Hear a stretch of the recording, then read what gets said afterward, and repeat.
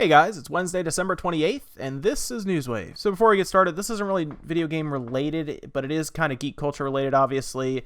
If you were paying attention to the internet at all yesterday, you did see that Carrie Fisher passed away at the age of 60. It's very sad, obviously. She was very well known for her role as Princess Leia in Star Wars. She even was in the most recent Star Wars Episode 7, Force Awakens, and did a great job, obviously, alongside Harrison Ford, Han Solo, and everything. And it's a shame. Apparently, she did finish. Reportedly, she finished her shoots and everything she had to do for Episode 8. So she will be in the episode that comes out next year, which is going to be very interesting. I'll be curious to see if they have any kind of I don't know if she's going to do any kind of tribute or anything to her towards the end of the movie or something, or like in loving memory of Carrie Fisher. But she did have some problems she struggled with early on and everything, but she got it all taken care of and cleaned up and everything. She just happened to have, according to the reports, had a heart attack, went into cardiac arrest and everything, and eventually passed away from that. It's a shame to see her go because she wasn't very old. She's 60 years old. That's not old nowadays, but it's sad to see her go, and she'll be missed. Oh, and one other piece of non-video game related news, I should say. Rick and Morty Season 3 is coming out March. If you're a fan of Rick and Morty like I am, you already know this. And I was very happy to see that on a very recent live stream that Adult Swim did with a couple of artists and people and everything. It was really cool to see them put a sneak peek out for the new series coming up, the new season. And it kind of had Rick and, of course, Morty, going on a quick adventure. And it was done in like pencil drawings and definitely unfinished frames and animation. It was really cool to see. The voices were all finished. It was really fun. There were missing some sound effects, but it was very funny. And I'll leave a link down in the description below. You can check it out. But it was very cool. If you're a fan of the series and kind of having a hard time waiting, obviously it's been a while until the next season, check out this clip below that I'll put in the description. And if you're a fan of Madden or football in general, and you play Madden 17 a lot, for example, you're probably happy to know anyway, that depending on which team you're a fan of, Brett Favre or Brett Favre, depending on where you are in the world, of course, he's coming back to Madden. He's actually going to be added as like a downloadable content. I don't know if you have to pay for him or not. You probably do.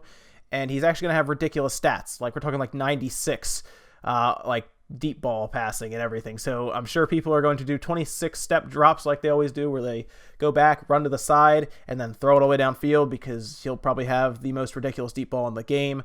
Doesn't say when he's coming out. I assume it'll be closer to sometime in January, but check it out. Brett Favre coming to Madden 17. And Atlas put out another trailer for Project Refantasy. Well, this will be the first one, really. And it kind of just shows off glimpses of like the scenery and everything. And it's talked about by the director and artists and everything that this is going to be a departure from the standard Persona and the standard Shin Megami games. It's going to be a little different. We're not going to have those kind of looks or anything or that feel to it. It is going to have a classic JRPG feel, and they want to kind of go back to the roots, the old school JRPG. I like the sound of this. Not a lot of gameplay at all, really, so we're still waiting to see what this is going to look like exactly. We just got the trailer you're going to see. Just got a lot of glimpses of scenery and looking out over everything, and not much to it. Unfortunately, people weren't very happy. They wanted to see some gameplay, but if it's not ready, you can't show gameplay. So they're saying sometime 2017 we'll see it. I'm hoping we see some screenshots, trailers, just something. I hope we don't have to wait till E3 for that. Hopefully maybe some come out next month. And we'll keep an eye on it, though. I'm very happy that Atlas is going with something new. This is a completely new property. I'm very happy. They'll continue the Persona series, obviously, but I'm excited to see a new JRPG come out. We'll see what systems it goes to as well. They haven't said anything about that either, so we'll keep an eye on it. This part of news is pretty funny. So Battlefield 1, of course, very popular, good shooter that a lot of people purchased over Christmas break and everything, or even before then. And basically, in the game, they tried to recreate, essentially, the Christmas Truce of 1914. Now, if you don't know what that is, back during World War I, it came during time of Christmas, and Pope Benedict basically put out, in today's terms, a press release. But back then, he basically just put out a proclamation that, hey, it's Christmas, lay down your arms, and do a ceasefire, basically. And it worked a lot. There were a lot of reports, basically, or accounts that both sides stopped killing each other, essentially stopped shooting each other, and they kind of came together, and they even ate food together, told stories, and basically hung out until after Christmas, when they went back to their stations and started shooting at each other again. It's very interesting. And so what happened was, this is really funny, a lot of the people online tried to kind of do that because they found that there was a dog tag in the game that DICE kind of had put in there. They data mined it and figured this out, that there was a Christmas truce ceasefire technically a Christmas Truce dog tag you could earn, and they were trying to figure it out, and they figured, oh, if we do a ceasefire during Christmas and you don't kill anyone, but you're on the game, you'll get this dog tag. So they tried it. It turned out that wasn't the case. DICE ended up just giving this dog tag out to a lot of people, and what happened was a lot of people basically said screw it and just started killing each other again. So I guess in real life it's a little different, especially if you just bought the game and you want to go around shooting people. It's just really funny that the first reaction to a possible truce in a video game is to just go kill each other. And now for some Nintendo news. It's like Nintendo actually put out a trademark filing for a picture of a Super Famicom controller. And this has a lot of people trying to figure out what is going on here. And it has led to rampant speculation, and everyone is now thinking that a Super Nintendo Classic is on the way. So we've gone from a trademark filing of a Super Famicom controller to thinking that there is a Super Nintendo Classic coming out. I'm not really sure how he went from there to there, but that seems to be the prevailing opinion with a lot of people. We're seeing a lot of people talk about how the NES Classic, of course, did well. It was sold out all the time.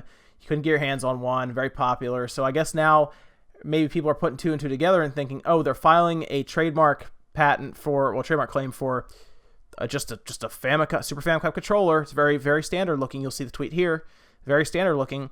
And they're thinking that's part of the marketing material or I guess general consensus that they're doing a Super Nintendo Mini, basically, with however many games loaded on it.